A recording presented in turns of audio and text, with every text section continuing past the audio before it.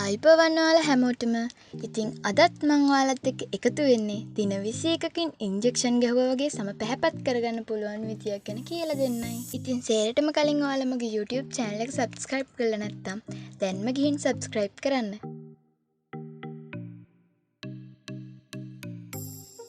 විනාඩි 20ක් පමණ ජලයේ පොඟවාගත් පරිප්පු ස්වල්පයක්.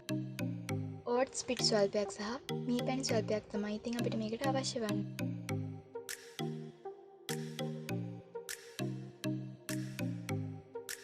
අපි දැන් බලමු මේ මිශ්‍රණය හදාගන්න ආකාරය. පළමුව අපි පොඟවාගත් පරිප්පු බ්ලෙන්ඩර් කරගන්න ඕන. ඉන්පසු පොඟවාගත් පරිප්පු බ්ලෙන්ඩරයට දමන්න.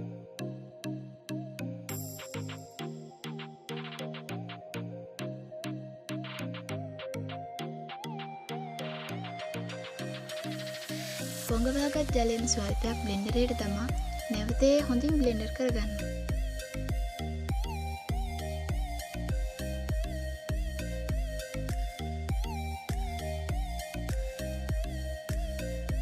ඉන්පසු පිරිසිදු භාජනයක් ගෙන එම මිශ්‍රණය එම භාජනයට දමා ගන්න.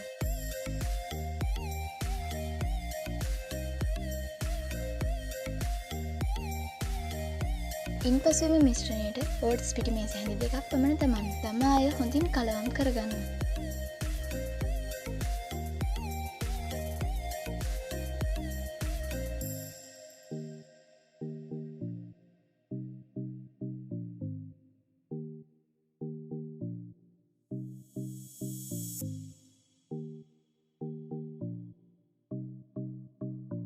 දැන් අපි ගාව තියෙන මී පැණි වලින් මේස හැඳි දෙකක් පමණ එම මිශ්‍රණයටම දමා ගන්න.